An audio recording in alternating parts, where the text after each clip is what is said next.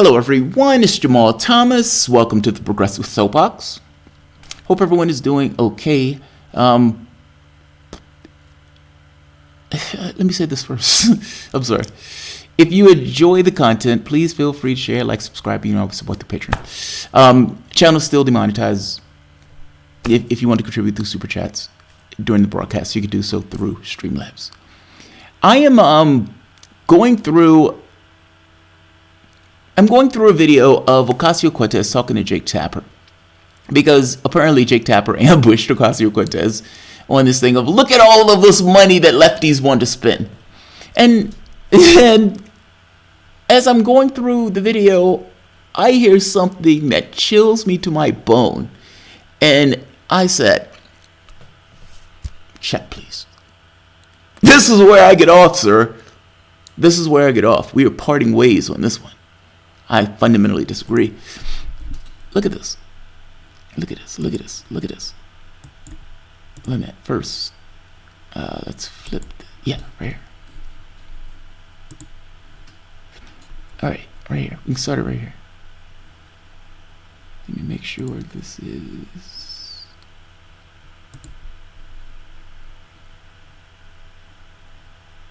All right.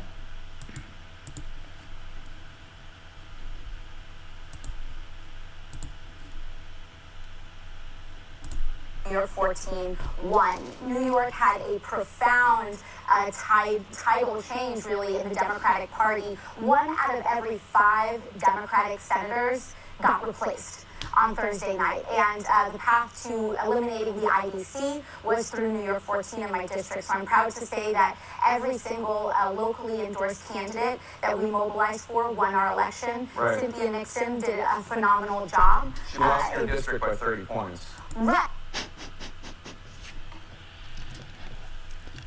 This is essentially Jake, please don't raise my taxes, Tapper, being slightly critical of Ocasio-Cortez, and I would even say feeling like a bit of a dick. Now, I don't think necessarily he's doing that. It just comes across as somewhat inflexible, where she's saying something kind of, look, this are the positive things that took place, and he's like, well, she lost by, like 30 points. Let's keep going. We haven't got there yet. Let's keep going. Right, but we focused on our local candidates and we focused on the legislatures. But, I think that what she did was that she centered a lot of phenomenal issues. She centered racial justice. She centered criminal justice reform. She centered the legalization of marijuana, single-payer health care, and a lot of down-ballot candidates benefited from that. And what I also look forward to moving forward is us rallying behind all Democratic nominees, including the governor, to make sure that he wins in November. Vote blue no matter who. Vote blue no matter who, including Andrew Coumo. Now, I want to show you something else. While she's doing this, what's rotating under her is this. Like, these challenger loses by 31 points, and my favorite, the one I think I used for the video itself, Ocasio-Cortez win in June was a fluke. Your win was a fluke. However you crawled into here, sir, it was a fluke. That's what I think of your win. And with a split second between your win was a fluke and I am giving my endorsement to the guy that just said I won by fluke. I could not find whether or not Coumo has endorsed Ocasio-Cortez, but it seems like she's gone out and endorsed Coumo, including vote blue no matter who. Now, you already know how I feel about vote blue no matter who. I think that's nonsense. Here's the thing. The Democratic Party had lost so much credibility that they lost 1,100 seats throughout the United States from the standpoint of the Congress. That is an astonishing number of seats to lose. You don't lose that number of seats with people who are lukewarm toward you. You lose that number of seats with people who get to the point of hating your guts. Do you know these knuckle-dragging Republicans that were able to get in office over the Democratic Party? A blue-collared billionaire beat the stuffing out of Hillary Clinton running on a populist, faux populist, yes, but a populist agenda That was supposed to be the wheelhouse of the Democratic Party. I'm trying to get across to you this thing that the Democratic Party lost fundamental trust of the public itself. And to this decrepit institution that put its thumb on the scale all throughout the United States with regards to people who are running in office, in one case, telling a guy to get out of the race, Hoyer's race, telling him to get out the race. I don't want you in the race. Mind you, this is not the situation where the public itself is choosing. This is a situation where the people in power are choosing who they want throughout the United States. In the last election that you just ran in, that Cuomo just ran in, you had all sorts of people not able to vote. Even Nomi, who was literally head bobbing at the Democratic Unity Reform Commission, giving them the business, wasn't able to vote. This is the scenario to which we find ourselves. And in this scenario, under this decrepit institution that couldn't even own up to the fact that they were cheating Sanders, and after everybody understood that they were cheating Sanders, continued to lie about the fact that they were cheating Sanders or had cheated Sanders. This institution that didn't want to own up to their failings after the last election. Do you honestly believe that the Democratic Party has in one iota owned up to their failings after the last election, after failing miserably? 95% of the wealth going to the top 1% under the term that Obama was in office. How do you get that number that high?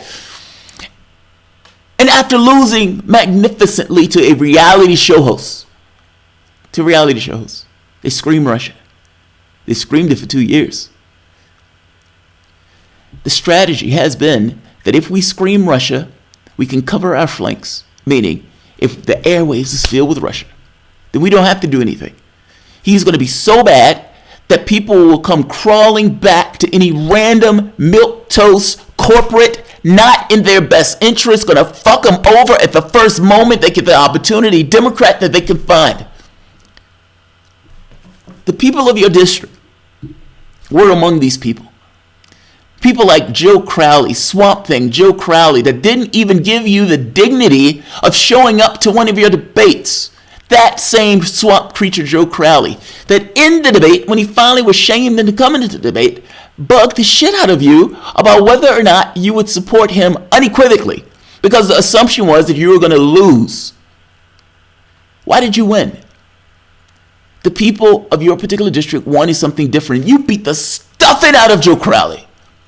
The corporate pragmatists that Coumo would talk about. You beat the stuffing out of him. Didn't beat the stuffing out of him because people wanted the same thing. You beat the stuffing out of them because they wanted something fundamentally different. They may not understand all of the nuances to why and how they're being screwed over, but they understand it. They get it in the fundamental level in the way that they live their lives. And to these downtrodden people who wanted something fundamentally different, so much so that they put in somebody who they considered a socialist. And I would guarantee you, they don't know what that means fundamentally, but they put you in anyway because you were different. And to this, you tell those same people to vote blue no matter who, including Andrew Coumo. How do you expect, by any measure, to get anything done doing the exact same thing that the other hacks done before you? Yeah, sheepdog is the term I'm using because I don't know what other term to use. If you're telling people to vote for whatever random milquetoast corporate willing to fuck the person over Democrat at the first moment, then yeah, you're a sheepdog. Explain something to me. Show me. I'm going to show you something. This is one of my favorite scenes in kind of an opposite, weird, odd way. Look at this. Have got to defeat Donald Trump.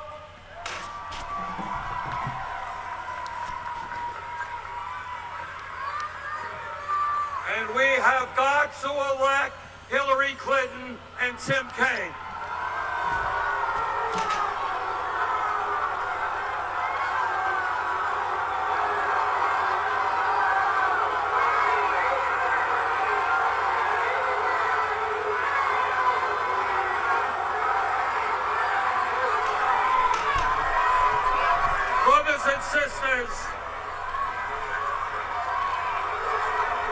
Brothers and sisters,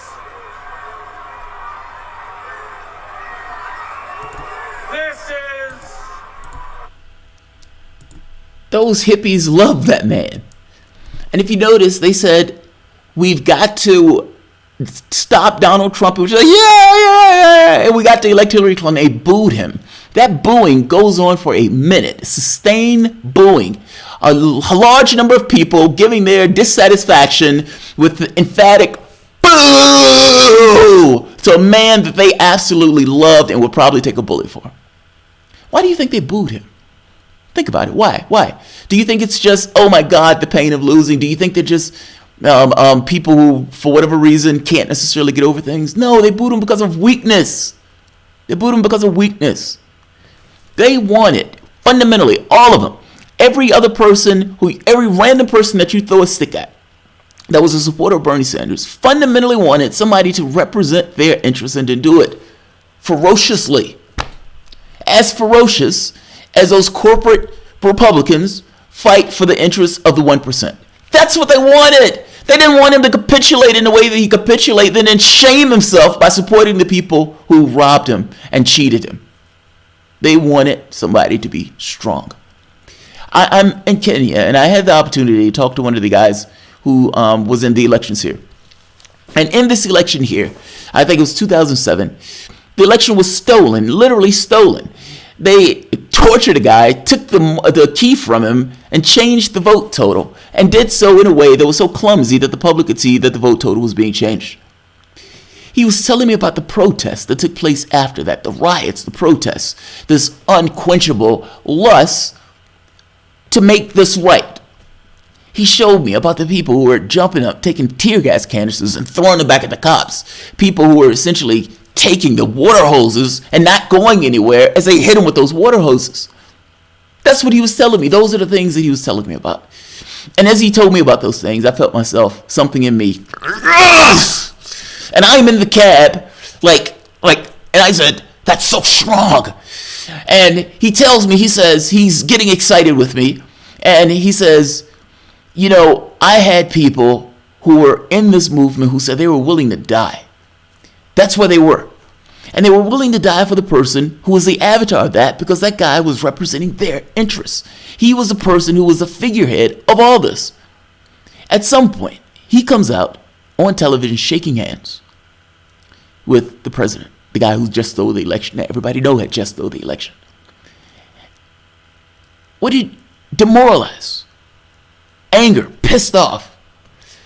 All of these people, some of which had died, all of these people are in this position of saying, we're willing to die for you because they clearly have cheated us.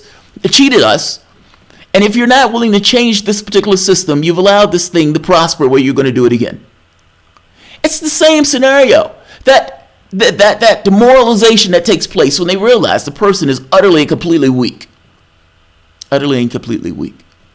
I have no idea how you change things by essentially being a cog in a wheel and acting like every other person acts based on those political whims. And guess what? By the way, Coumo didn't endorse you. As far as I could not find this. Please post the link if you can find this. You've endorsed somebody that didn't even give you the dignity of endorsing you back. That's strong in a weak sort of way.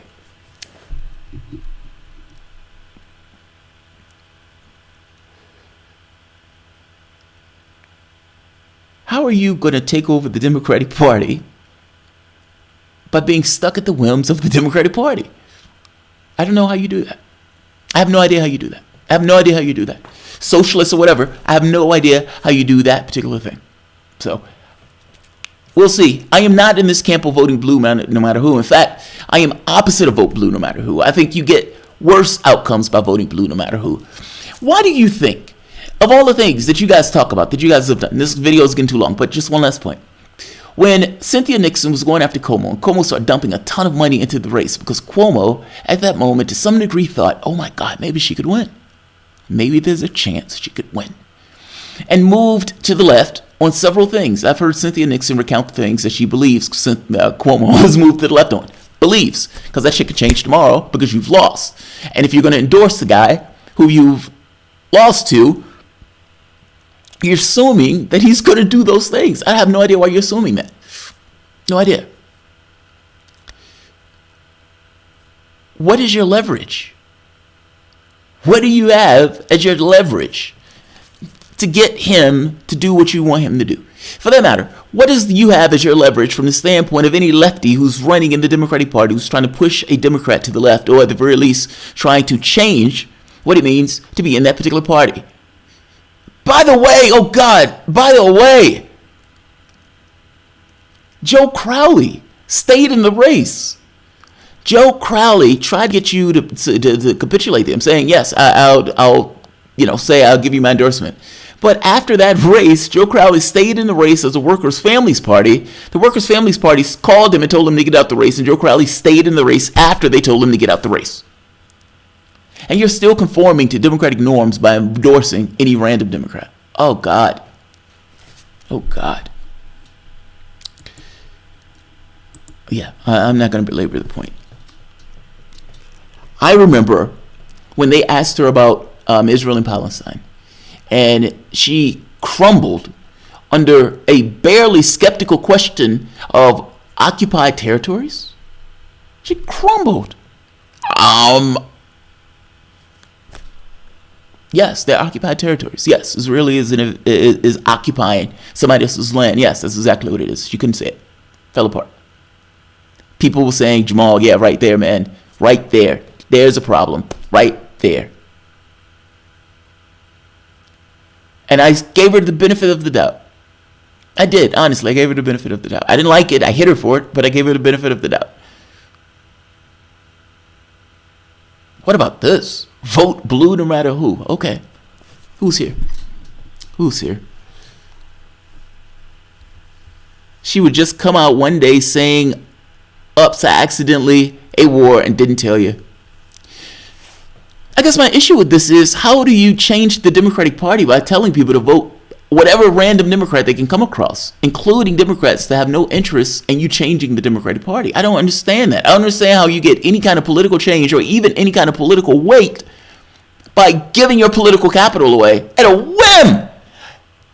I can't find anything where he's endorsed you. He called you a fluke. Called you a fluke. They even had the runner a few seconds before you endorsed them. You were worshiping an Ocasio-Cortez a few weeks ago. Yes, I was. Yes, I was. That's true. A few weeks ago, she wasn't singing Vote Blue no matter who. Everybody who sticks with Bernie is doomed to compromise. Yeah, that's what this is. It's a compromise. It's a compromise. I massively disagree with her on this. She gives away capital. Like, why are you endorsing him? Nobody asked you for that. Nobody asked you for that at all. Jake Tapper didn't ask you to endorse Andrew Coumo. You just came out with that out of a whip, just out of nowhere. Just out of nowhere. Do you think TYT will talk about this? I have no idea. I don't watch TYT. So I don't know. I hear people in the GOP is cutting their own funding to take away troops, only redeeming quality of not wanting to fight Russia. You know the wild part about this? I remember seeing Tucker Carlson on this. I saw stuff on Fox News that blew me away. They were talking about marijuana legalization, non-war, like backing out of the wars. I was blown away by what I was seeing on Fox News. Nobody asked in public. Yes, that's true, Snort. Snort, that's right. Nobody asked in public. Of course, you know they have those conversations. Yes. Yes. God, no. She was spewing populist rhetoric a few weeks ago, but then we had seen the same song and dance many times.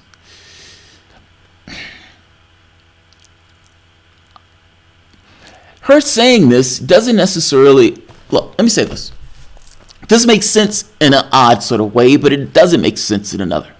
If you're within the Democratic sandbox and you believe that you need to get along, go along to get along, then yeah, you say shit like this. If you accept this for what this is, that those people who put you in office doesn't want this. This is not what they want.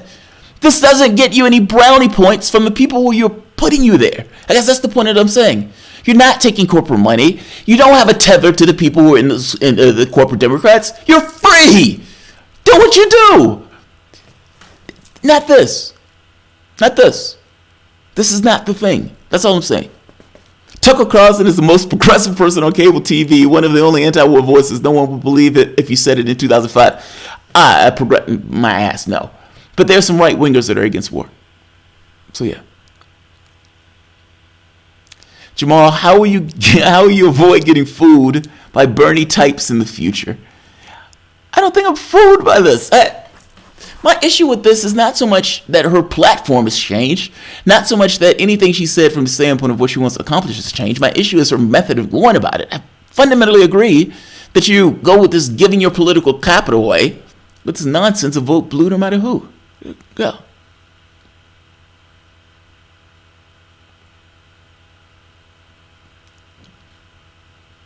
The DNC got to her, yes. Political will, political weight. Political weight. You believe that in a particular situation you need to do X because that's the normal way of going about doing things. I guess my point to this is if that's the normal way of going about doing things, why are you doing it? I thought the point was to change the normal way of doing things. I thought that was the point. No more Dems. Stop expecting them to change. Yes, Tabitha, yes. Yes.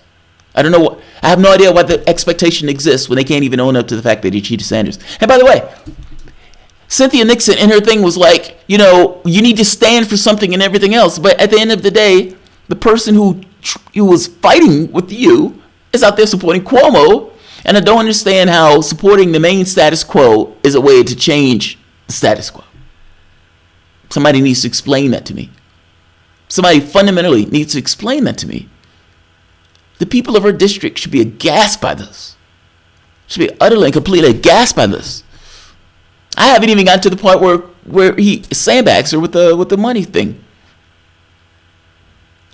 Glenn Ford. Yeah, I know about Glenn Ford. I read that Martian Villager. I know how Glenn Ford feels about Bernie Sanders.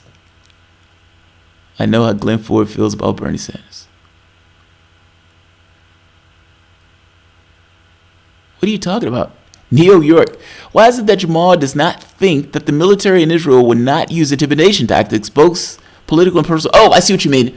You mean like I believe that they would threaten Sanders, like I would bomb your kids if you do X. You do those things if you have to do those things. I don't think you have to do those things. You're believing that the reason why a person is behaving in this particular way is because he's particularly threatened. I'm saying that's so over the top. I'm sorry, dude. I think that's nonsense. No, don't get me wrong. It's not that I don't think that people would bomb somebody's car. Yes, but do they have to do that in this situation? The answer is no. She's a kid.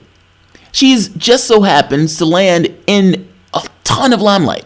And in this ton of limelight, like anybody else, the people who are beside her in the room is telling her that she needs to behave a particular way, and she herself has a certain idea of how she needs to behave, but she's in a bubble. And so from her standpoint, they don't need to do that. The people around her and the way she's thinking, or even the permutation of the way she's thinking, automatically kind of leads to that way of thinking in the first place. You don't have to say, I'm going to bomb your house. That's so extreme. This is so extreme.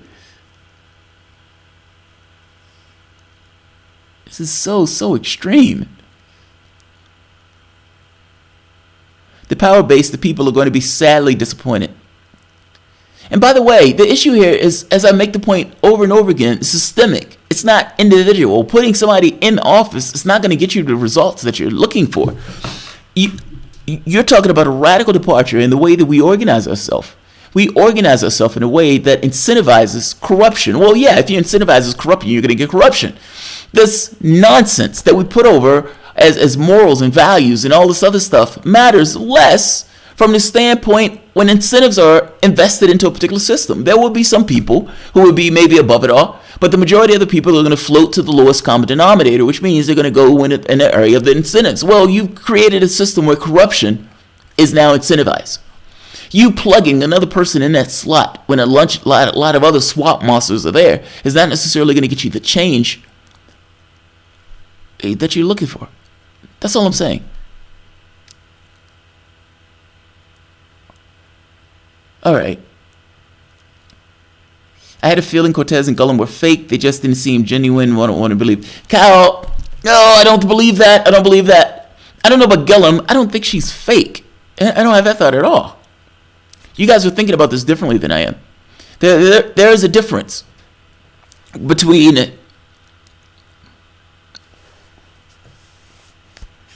you guys are being extreme, and I disagree with you.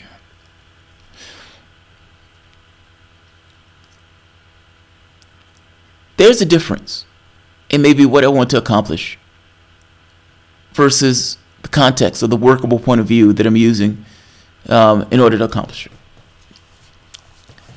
A kid that was tending to a bar a few months ago wins an election.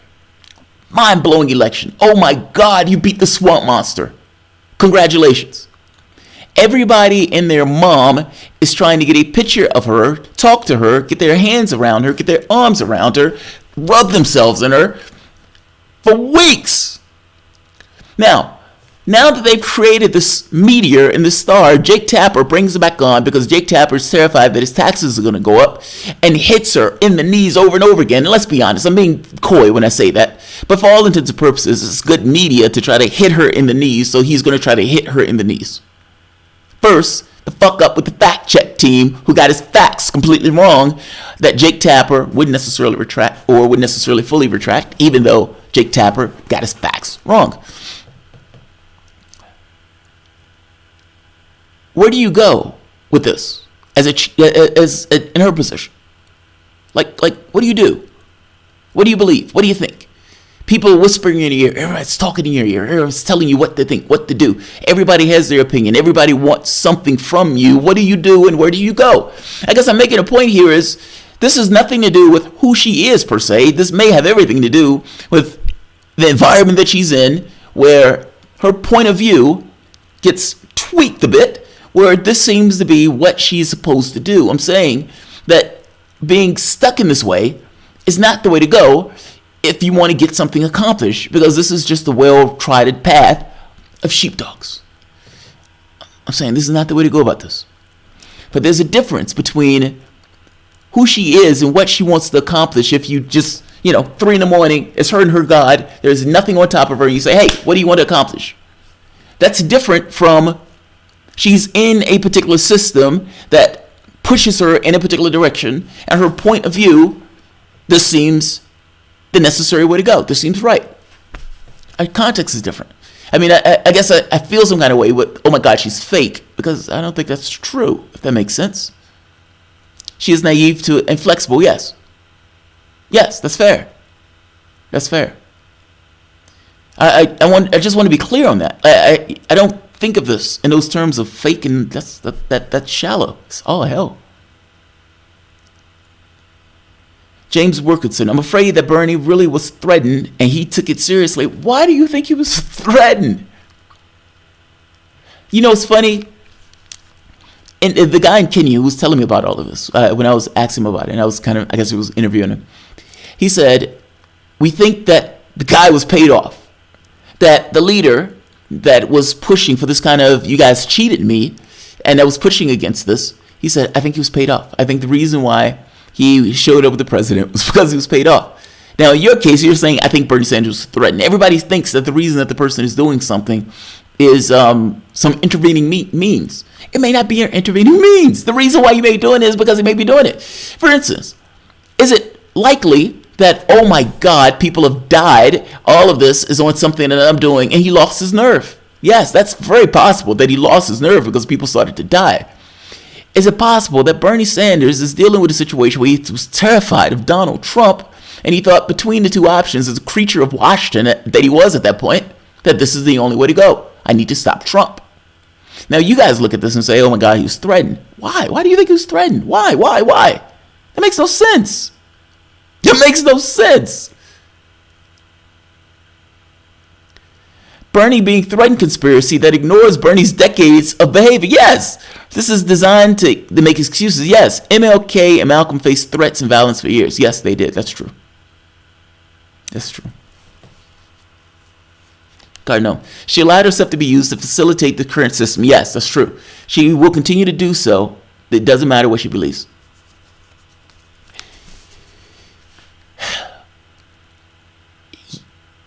Yo, fuck. Like, it's like yes and no, but kind of more yes. And to be fair, even what I just said essentially says what Cardone says, just much more politely. Fair enough. Fair enough.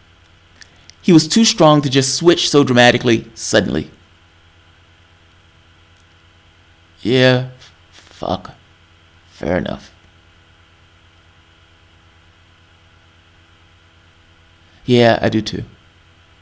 I do too. I don't know where they get that from. Honestly, don't know where they get that from. Her head is on the chopping block because she tried to endorse progressives against incumbents. Unfortunately, it didn't go well. No, it's not that it didn't go well. It's just they're trying to change a system that has gone for the past 20-something years, that in no way cared and catered to the interests of lefties and just assumed that the vote of lefties would be there. I am telling you that the way you challenge that system, you have no unions, you have nothing to press against the system other than, I'm done. I am done. I have nothing else to do with this. I'm done. This is my check. This is where I get off. Good day, sir. I'm done. And if you have enough of people doing that, then yes, they lose. They consistently lose with 1,300 Democrats, or 1,100 Democrats that lost. That's leverage. That leverage gets thrown away the moment that people say, okay, these other people suck, so I'm just going to give my vote back to this person. And you allow these swamp creatures to crawl back into their spots, happy and content with themselves because they never had to admit that A, they cheated Sanders, and B, they were absolutely worthless and sold out the working class and labor. Never have to do it. I don't like the weakness. I'm sick of it. I'm sick of the weakness.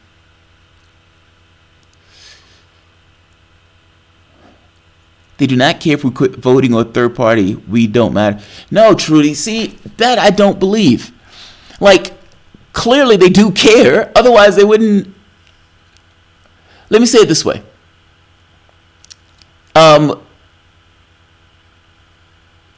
If your job as a politician is to get elected, you need votes. For the longest time, they believe that it's like they fight for diminishing returns on this. Yes, in order to get elected, you have a competing thing of, okay, I need cash, in which case you have a system, oddly enough, where you've allowed open bribery. So yes, they're going to go towards the open bribery. It's not that you don't matter, it's just that the cash matters more, because the cash matters, person with the most money tends to win. I think it's like 90%. If you're not in the room, meaning if you're not giving them money, then you don't matter as much. That makes sense, logically. I hope you understand what I mean by that. It's not Bob is just a horrible person and Bob doesn't listen to so-and-so. It's Bob is incentivized to not care about so-and-so if so-and-so is going to vote for Bob. And not just so-and-so is going to vote for Bob. If so-and-so votes for Bob, when there's no connection between the two, then Bob can take the money content and do whatever Bob does. It's the money that's important in this process. That's the thing that he goes for.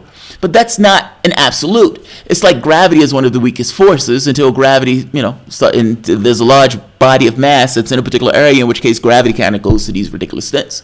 A black hole is essentially gravity ripping matter itself apart.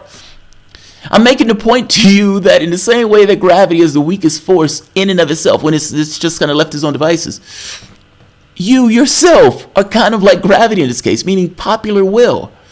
Cash is an amazing thing in order to buy complicity, but it fails to do so when there is a populist will of resentment, of pissed off people that says we want something fundamentally different.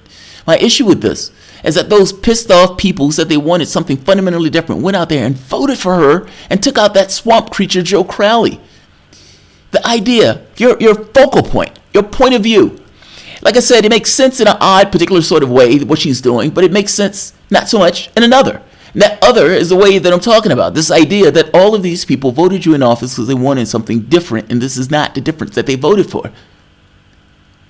To some degree, you're supported in being different because the people wanted you as such. Meaning the people who are supporting you want you to be something else. Not the same thing that these other people were. Now, I understand from the standpoint of policy, you may not have changed at all, but it does mean you're a shapeable factor that can be co-opted. and that you would go out and tell those pissed off people that didn't want that swamp creature Joe Crowley to vote for other swamp creatures. That's what I'm saying. I think it's naive to believe Bernie was not threatened considering his consistent, strong history. Seriously? Oh, Trudy, I've lost you too on this. I've lost you too, Trudy. I thought come on. I mean, you need something a little bit more than they might have roughed him up. You want something to believe in. I get this, Trudy. You're a true believer. You're a true believer. I get this. One of my, it's funny. They say, because it's one of those things of, I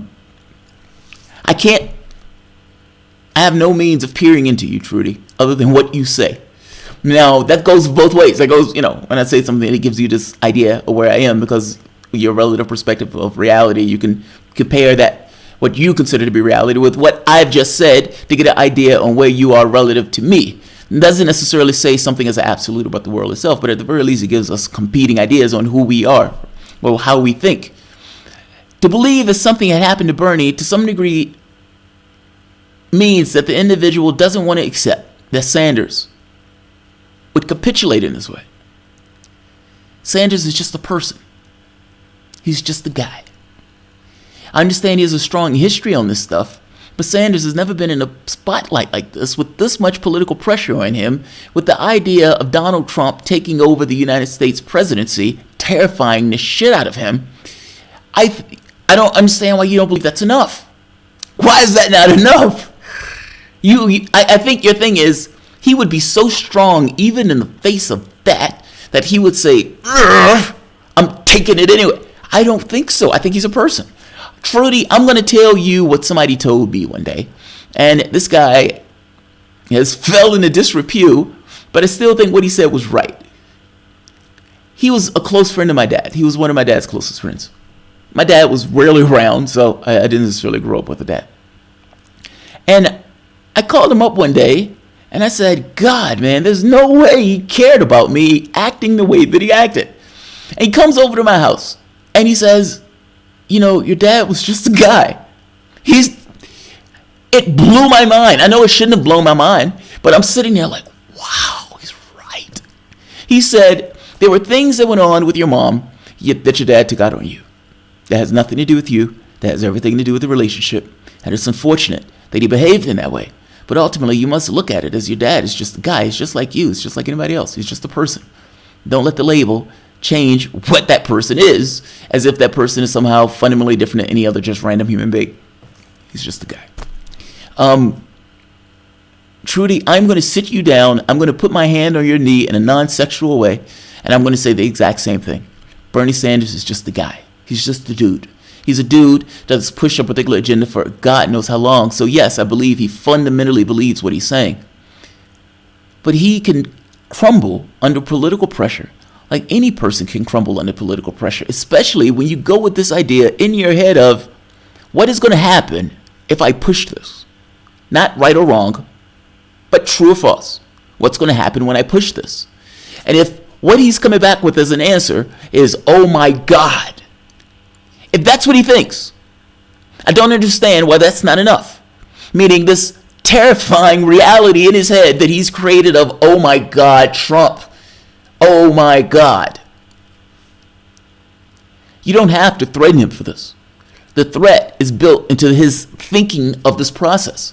Bernie Sanders was around when the Democrats was running a scorched earth campaign on what it was going to be for Donald Trump. You believe that he was somehow immune to the propaganda that was taking place around what it was going to be with Trump. I tell you, he's not. He's a person. He's a person. Hand on knee, he's a person. I'm just saying. I'm just saying.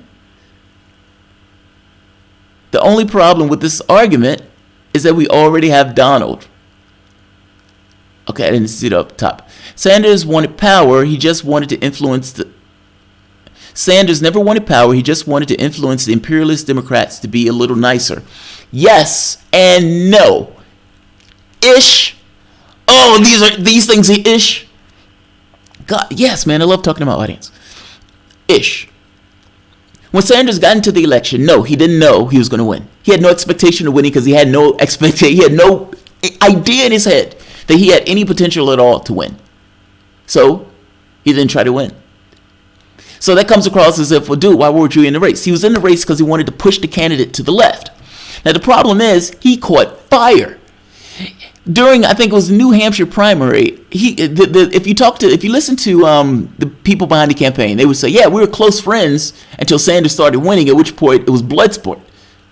When Sanders realized, oh my God, what I am selling, the 11, there's a low market on leftyism, and God damn it, I got a lot of it. So I'm going to go from place to place to place, and I'm going to open my mouth, and if people show up, God damn it, great. And he did. Tens of thousands of people showing up at these places. They hear Bernie Sanders do his thing. At that point, what do you think? Fuck, I can win this. And what do? You act as if you can win it, meaning you try to win it. So yes, in the beginning, yes, you're right. He didn't necessarily think he can win, so he didn't necessarily try to win. It was only after he was like, oh my God, I think I have a chance to win this, that he tried to win it. At that point, in his head, I want to be president. It has to be, otherwise you don't try to win it. I want to be president. Now, coming up for the next time around, they've already reported that Sanders doesn't want Joe Biden to take it because he believes he's earned it. That's a fundamentally different way of looking at the world. That's not a person who's running to push anybody. That's a person who's running to win. It's a person who's running to win. So yeah, that's going to be amazing. I've been marathoning Clone Wars lately. I gotta start watching Star Trek. I said I was going to watch each episode of Star Trek from beginning to end. And I still think I want to do that, but God, I think that might hurt. And I love that. I love the series. I still think it might hurt.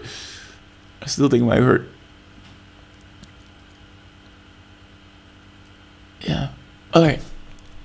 Oh, we have a good crowd today. Nothing to see here. Everybody back to the DNC corral. Oh, Bob. I was waiting for Bob. Bob, were you here earlier? Yeah, you were here earlier. I just missed you. All right. Fair enough. All right, guys. I'm going to end this here. If you enjoy the content, please feel free to share, like, subscribe. And, of course, you can always support the Patreon. Thanks all. And we are